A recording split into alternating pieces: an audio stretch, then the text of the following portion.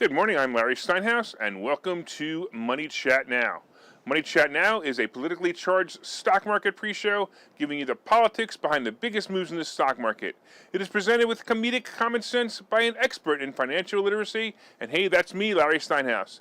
Today is Thursday, March 24th, and I want to welcome you to the show. We are here live on WWDB Radio 860 AM in Philadelphia, and we are live on Facebook, Twitter, LinkedIn, and YouTube. Hey, of course, you can find me on Facebook, TikTok, and other social media by searching Larry Steinhouse. Connect to me. It's great. All right, just remember also, if you're watching online, hit that like button, hit that share button, and don't forget, if you guys hit the share button the most of everyone else, you get free tickets to the 4MMW event. Go to www.4mmw, and you can find out more about that. Don't forget to subscribe to the YouTube channel and like the Money Chat Now page on Facebook. You can also comment live on the show on YouTube, Facebook, LinkedIn, and Twitter. And please say hi so I know you're watching. By the way, if you're commenting from a group and it's not the Money Chat Now fan page, go to the Money Chat Now fan page and comment there so I can see who you are. Money Chat Now, of course, is brought to you by Investor Schooling, and you can attend a complimentary class tonight by going to investorschooling.com, and there you will learn about real estate investing and stock options trading from those who do it every day. All right, before we get started, I just want to say hello to a couple of people who just popped up online. Hey, Mike. Hey, Mick. And hey, Peter. And hey, Joe. Thanks, guys. I totally appreciate you guys. All right, on today's show, of course, we're going to be discussing the futures update. We're going to be talking about the Supreme Court nomination hearing. This just makes me laugh. We're going to be talking about semiconductors and oil, SpaceX and China, and we're going to be finding out if gas or electric cars are cheaper. All right, real quick, a couple other people who just joined us, Charles and Dave and Lou, thanks so much. All right, yesterday, let's talk about yesterday. I'm thinking that yesterday was kind of just like a fear of missing out day, a FOMO day. Basically the fear of missing out of the past few weeks' rallies. The market moved down, the Dow closed down over 400 points, and the NASDAQ was also down about 1.5%, but it makes me wonder if the bond rate was really noticed by investors at all. The bond rate was 2.3%, and it hit that number a few days ago, so either the investors didn't realize it or they just ignored it. We did see something that we haven't seen in a while, and that was the devil himself, Dr. Frodsky, making an appearance to talk about the new version of the scary Omicron variant. Oh, I haven't done that in so long. I'm so excited. Let me do it again. The scary Omicron variant. Oh. So it seems that Big Pharma isn't done milking the government with the scamdemic, and now the FDA is ready to approve the heart-stopping vaccine for children. Hey, YouTube, for you guys, just so you understand, heart stopping means the investors are going to have a heart attack if they miss this investors. For the rest of you, you know what I meant. All right, energy stocks also ruled the market once again as oil prices moved up. And this is to me, this is the newest scamdemic, by the way, right? Oil prices are only moving up because the companies are allowing it to. There's no real reason for oil to move up. It's a rumor that oil isn't being supplied fast enough, and that's making the oil companies and oil speculators charge more. It's a very capitalistic thing to do, and we should all thank Biden for helping the capitalists make more money off his bad decisions. On the other hand, I kind of wonder if the oil companies are basically blackmailing good old honest Joe into reopening the pipeline and allowing them to drill in the United States for all the oil we will ever need. Hey, Joe, stop partnering with the bad guys in other countries and start helping American citizens. Oh, wait, that might mean that Hunter Biden would be out of a job? Does anyone else but me wonder if Hunter is still getting paid by Ukraine during the war? Send us some missiles, and also here's some money, right? Whatever. Has anyone else thought about the fact that Russia is laughing at Biden because they know that they can release the kraken of information that will implement the Bidens? Yeah, okay. Okay, getting back to the market anyway, that's fine. All right, as I said, the oil companies led the way, but nothing really remarkable happened yesterday. I'm kind of surprised that the Dow was down as much as it went up or went down. It's it is what it is. The other surprise was that Apple finished up, even with the NASDAQ finishing down 186 points. You know, Boeing also moved down. As I mentioned at the end of yesterday's show, the black box in China Airlines crash was found, and until the recordings are released, Boeing will probably be a bit shaky, and that's pretty much what happened yesterday. It dropped about 4 or 5 points, then it came back up, blah, blah, blah. Anyway, I'm looking for a below 180 day to move back into the play. I believe traders are going to get ready to move back into long-term plays for this. And also, they're going to be moving into long-term plays everywhere. This will make the market go up and probably won't be breaking records for a while. But let's take a look at the futures. So right now, the Dow is up 169, the S&P is up 28, and the NASDAQ is up 104.5. Hey, real quick, I want to say hello to Pam and Mark. Thanks so much. I totally appreciate you guys. All right, let's talk a little bit about the Supreme Court nomination. All right. I got to be honest, I kept saying to myself that I was not going to go down the rabbit hole of the Supreme Court nomination hearings, and my initial feelings were, look, it's real simple. When Democrats are in office, Democrats get appointed to the Supreme Court, and when Republicans are in office, Republicans get voted in. You know, that's just kind of how it goes, right? We already know that Biden is a racist by making his election of the nomination based on gender and skin color, and not the qualifications. So, what else could bring this topic, what else bringing this topic up do anyway? Well, after what I heard yesterday, I had to take the opportunity to discuss my feelings on this.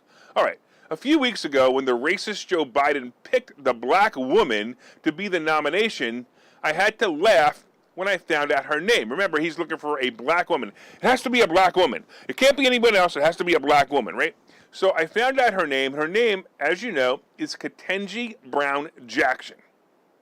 All right, I got to say, my first thought was not only did he pick a black woman, but he picked a black woman with the perfect black woman name. No, seriously, her name is Ketanji Brown Jackson. That would seriously be like picking a Jew named Avraham Leibowitz, just because you were picking a Jew. Or how about an Italian to be picked with the name, I don't know, let's see, Aldo Mancini. Anyway, you get the point. All right, before I go on, I have to say that I admire Ketanji Brown Jackson. From what I've seen of her, she appears to be well-educated, well-respected, and clearly likable. I don't like her politics, but clearly likable. With that being said, I was compelled to write this story based on a question she was asked at the nomination hearings. So Ms. Jackson is not only a Democrat, but she is clearly a left liberal nutcase. When she was asked by Senator Marsha Blackburn, a Republican in the state of Tennessee, and she was asked a very important question on this ridiculous world of gender fluidity, right? So wait, I'm going to play this for you because I think it's better than repeating it. Hold on. Can you provide a definition for the word woman? Can I provide a definition? No. Yeah. I can't. You can't? Not in this context. So I'm not a biologist. The meaning of the word woman is so unclear and controversial that you can't give me a definition? Senator, in my work as a judge, what I do is I address dispute. Can you provide a definition for the word woman? And she said she can't? Oh, wait a minute. Can I even say her or she? That would probably imply that Jackson is a woman, but wait, it's just amazing to me. All right, now that I heard this, I want to help Jackson by providing her with a few answers that may shed some light on the subject. First and foremost, the definition is someone born with a vagina. And they are a woman if they are. But here's some other possible answers to the question as well. A woman is biologically capable of hosting a child in the womb. A woman is someone who is biologically growing breasts that are capable of lactating. A woman is someone who has a hole where the stick on a biological man is. So what's so difficult to understand? All right, look, I must tell you that now here's my solution to the problem of transgender men competing in sports with real women. Here's my answer, and it's simple. The sport will no longer be called men or women's sport, or called boys or girls sports. It'll be renamed Born with a Penis Sports or Not Born with a Penis Sports. This will make it clear, and it will stop robbing women of their titles by mediocre men competing against them. Oh, by the way, in Philly, the sports category will be called Wit or Without. You guys in Philly got that joke. It's unbelievable that they're actually trying to nominate a black woman into the Supreme Court who doesn't know what a woman is. Someone should ask her the definition of the word black next time. I wonder if she'll be able to answer that one. I don't know, maybe Biden made a mistake in his virtue signaling on this one. All right, let's talk about semiconductors and oil. We've all seen how oil has been the token in the war of Europe, and it's basically been the key bargaining chip, and oil has major cause of inflation. Well, now, Intel and other chip manufacturers are realizing our dependency on other countries making semiconductor chips is going to create the same, and it's going to create the same problem as the oil problem. So making them in other countries is going to create the same problem. By the way, in 1980, about 80% of all chips were made in the USA, and now 80% of all chips are made in other countries like Taiwan. We experienced supply chain problems this summer, and that caused a backlog of computers and automobiles. It's still tough to find the chips we need here in America, but now the chip manufacturers are going to Washington to ask for funds to build chip manufacturing factories known as fabs, and they want to build them here in the United States. The Democrats are trying to pass a bill called the America Competes Act. This bill is focused on semiconductors with $52 billion going to the sector. It also has a supply chain segment of $45 billion and $8 billion going to Green Climate Fund. By the way, I have to tell you, there is another part of this bill going to combat misinformation. Oh yeah, it's going to combat misinformation. What does that mean? Oh, I guess it's the bribe money for the people involved in muting the truth from the internet. You know, the money that Zuckerberg and his media censors get as pocket change. Anyway, the bill is a good idea for the most part. However, it also might be too late. If 80% of the manufacturing of chips in Taiwan and other countries, it would take decades to move that over here. Until then, we're going to have problems, especially if China decides to take over Taiwan, like Russia decided to take over Ukraine. For you investors, real quick, this is an opportunity for you to jump in chip manufacturing stocks. If the bill gets passed, and I definitely believe it will, chip stocks like Intel and Micron will move up, and this will be a big win for the industry. And I got to tell you, they're currently a buy. I also noticed that Intel hit a double bottom, and as soon as it moves over 50, it'll be a beautiful play, and it'll be a breakout for the stock. So look for this bill to pass, and I'm sure, of course, the president's going to sign it. Besides the fact that it's a feather in his cap, he basically always does what Mommy Pelosi tells him to do. Anyway, let's take a quick break because I'm running over. Okay, so you've thought about investing in real estate, houses, apartment buildings, properties, but don't really know where to start? Well, what if you could very easily learn how to gain strategies to use other people's money to buy and sell houses in the Philadelphia area? If you could learn and network with successful area real estate investors and how to produce monthly income on rental properties without headaches, that place is Investor Schooling. With Investor Schooling, you'll learn from two Philadelphia area rockstar real estate investors, Phil Falcone and Larry Steinhouse, about how to buy and sell properties the easy way and teach you basic and advanced techniques to help you make money in real estate. You can attend Investor Schooling in person or online visual classes 8 times a month. You can and will learn how to make money in real estate. Call for free information and get a complimentary pass to one of these classes. But don't delay, as these complimentary passes are limited. Call the number on your screen now or visit investorschooling.com. investorschooling.com. All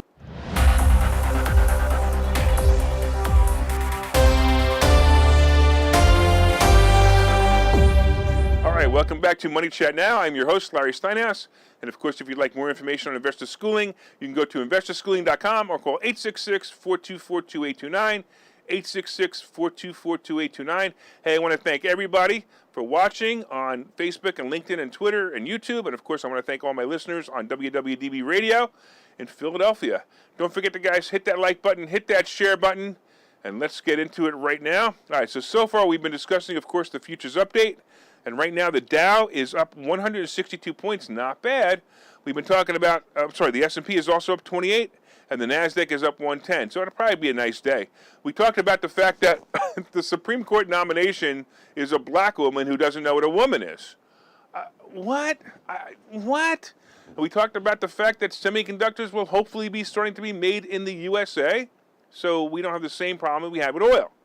Coming up, we have SpaceX and China, and then we're also going to be discussing whether gas or electric cars are cheaper. All right, and of course on today's show, we also have today's picks and plays. But did you guys hit that like button yet? Come on, guys, hit that like button. I want to say hello to a couple of people out there who joined us. We have Fawad, is that right? And we have Ruben, and we have Michael. And thanks, guys. I totally appreciate you guys watching. Of course, coming up, we have today's picks and plays. Hit that like button, hit that share button, and if you're listening on WWDB Radio, be sure and set a preset to this station and listen every day at 7:30. Also, look up Money Chat Now on Facebook when you get home, and let me know what you think of the show. All right. Don't forget, real quick, before we start the second half, I've been talking to you about a great event, and this great event is going to be held at the Washington Crossing Inn in Bucks County, and it's basically a finance and freedom event. Along with myself, we will have the outspoken Bill Spadia as a keynote speaker, and we also have Doug Mastriano, and this is a great, I'm telling you, this is going to be a great event. You want to be in the same room as Doug Mastriano? It's really possible this guy's going to be governor, and wouldn't it be cool to have a picture of him? So go over to 4mmw.com, 4mmw.com, and register for this event before the price increase. We have something like 40 seats left. We added a couple more seats. We have like 40 seats left, so you definitely want to check that out too. Real quick, I'm going to say hello to Jose, and I want to say hello to Bill. All right, let's get into the second half. I am running late today. All right, so let's talk about SpaceX and China. You know, a couple of years ago, it seemed like the world was getting along. It was more like an uncomfortable funeral where all the relatives got together and talked for the first time in 20 years. You know, they all realized they had something in common, you know, not just the deceased, but other things like politics, stress, and also other thoughts and ideas. You know, like the funeral example, the countries still didn't like each other, but they got along at least for that day. You know, now once again, we have chaos in the world. You know, country versus country, sister versus brother killing each other, and stress and fear is everywhere. Well, Elon Musk is now in the center of attention in a different way than his usual antics. We have seen him smoke a joint on a podcast, and he's made some crazy tweets that, you know, caused his Twitter account to now be monitored by the SEC, but Musk has other problems now. Musk has a company that I'm sure you're aware of. It's called SpaceX. And this company is leading the way in space exploration and looking to be a major player in the corporate space race. Of course, Musk also owns a company that you may have heard of. The company is called, I don't know, you might have heard, like I said, it's called Tesla. Now, Tesla is a company that sources parts and probably chips from several parts of the world, including China. Now, this is starting to become a concern of U.S. lawmakers. Tesla has loans also from China banks, and China is a large buyer of Tesla vehicles. So basically, the Tesla and China economies are very much intertwined. The lawmakers are worried that this may cause a security risk. You know, some say it is possible that Musk could be compromised to share secret technology with China. So the rocket technology and satellite technologies are the main concern for the security agencies here in the United States. Now, because of this, a bill was introduced that would bar the National Aeronautics and Space Administration, you know, NASA, and other U.S. government agencies from awarding contracts to companies with suppliers who have ties to China. And it would require more disclosure of Chinese investment in companies involved in the private space launch industry. So there's a lot of chatter going on with this issue, and both Democrats and Republicans are concerned. Look, we know that Musk is a huge supporter of Republicans, and they are still concerned. You know, this is an interesting case of should the world get smaller, or should it stay the same? Well, we will see how it plays out. However, I believe that Musk holds all the cards here, and China will continue to be the leader in technology, both on and off the planet. So it's going to be a little bit tough, right? I think that this guy is by the way, I've always said this. I think that Musk has been stranded here from another planet, and he's trying to find his way home. That's my thought on Musk. All right, let's talk about gas or electric cars. So coming off the last topic, I actually thought it would be a good idea to segue into a comparison of gas versus electric cars and the cost to operate. You probably already guessed it, that it is cheaper to operate an electric vehicle per mile than gas-powered vehicles per mile. And, you know, of course, spoiler, you're correct. But here are some interesting facts.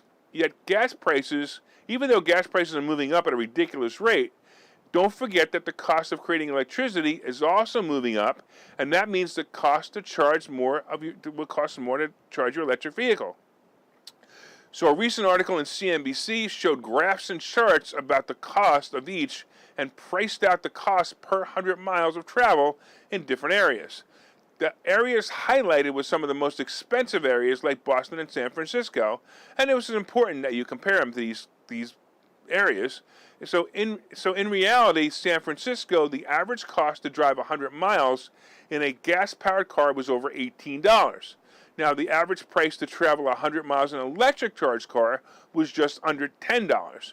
In Boston, the numbers were $14 for gas and just under $10 for electric. Now, the country average was about $14 for gas and about $6 for electric.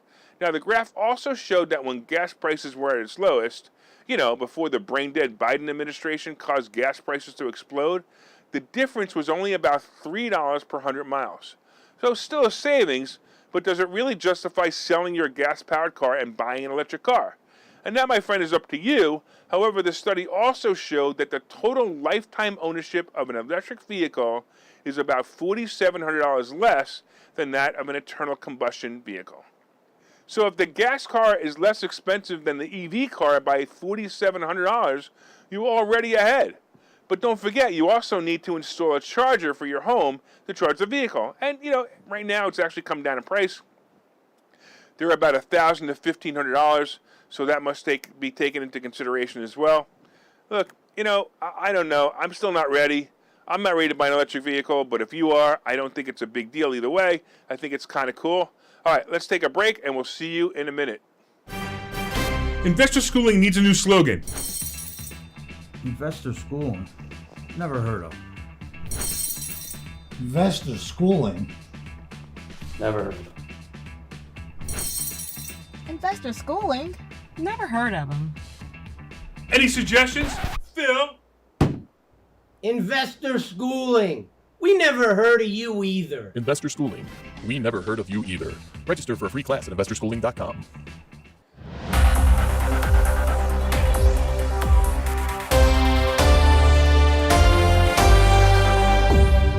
All right, welcome back to Money Chat Now. I'm your host, Larry Steinhouse. And of course, if you'd like more information on investor schooling, you can go to investorschooling.com or call 866-424-2829, 866-424-2829. And it's a great class tonight. We're going to be talking about HSAs versus Roth IRAs versus IRAs. This is actually a really good class, and if you've never attended a free class, you definitely want to be there. Go to investorschooling.com. Hey, I have to make a mention because Mike said something online which I thought was absolutely brilliant. He said that senators investing in China is a bigger security risk than Elon Musk investing in China, and that makes total sense. All right, so far the futures are up 135, the S&P is up 23, and the NASDAQ is up 86. We also talked about the Supreme Court nomination hearing, and we talked about the fact that Ketanji Brown Jackson does not know what a woman is. Oh, crazy. We talked about semiconductors and oil. We talked about the risk of SpaceX and China, and we discussed the fact that electric cars are cheaper to operate, but not necessarily worth the price. All right, we also got coming up today's picks and plays. But did you guys hit that share button? Did you hit that like button yet? Let everyone know what great stock plays are coming by sharing this information. And of course, if you share it the most, you're going to get a free ticket to the Freedom and Finances event, and you can find out more about that by going to www.4mmw.com, 4mmw.com. And if you're listening on WWDB Radio, set one of your presets to this channel every day, and listen every day at 7:30 for all you need to know about the stock market and the politics behind the stock market. All right, let's go. Let's talk about what's going on. After yesterday's breather, the market should return to the green today, and it looks like it will.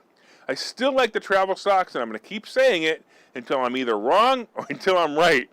As I mentioned earlier, the semiconductor chips should be a good play as well. Look for Micron and Intel for this play. I think those are going to be the two best semiconductor chips to play. I like Intel right now. I like the chart. It looks really good. Look, the bond market also seems to not be driving the stock market any longer. It appears the oil market is now the key indicator. Watch this number. However, I actually think it's going to drop below 100 and stay there for a while. Now, it may take a week or two before that happens, but it's going to drop below 100 and stay there for a while. But I also think it's going to stay in the 90s because the gas company's going to milk it, right? Or the oil company's going to milk it. When the war ends and the fear of oil prices going up will subside, and then, of course, the market's going to react positively. The real question is whether the United States will take the initiative to make sure we are oil independent in the future. You know, it's like we talked about the chips makers before, right? So the chip makers, they want to make chips here so they don't have to depend on other countries. Maybe we should depend on our country for oil instead of other places. You know, it may actually happen after we get rid of the president who is dependent on the kickbacks from the other countries who provide oil to us. So when we get rid of that president, it's really possible. All right, let's look at the futures one last time. The Dow is up 138, the S&P is up 23, and the NASDAQ is up 85. So it's actually probably a decent day. On the crypto scene, Bitcoin and Ethereum are slowly moving up. Bitcoin is about 42,000, and Ether is hovering a little above 3,000, so that's a good sign. Gold is about 1950, and silver is about 25.5, and honestly, they haven't moved much, but they seem to be behaving more normal as their price goes up and down contrary to the stock market.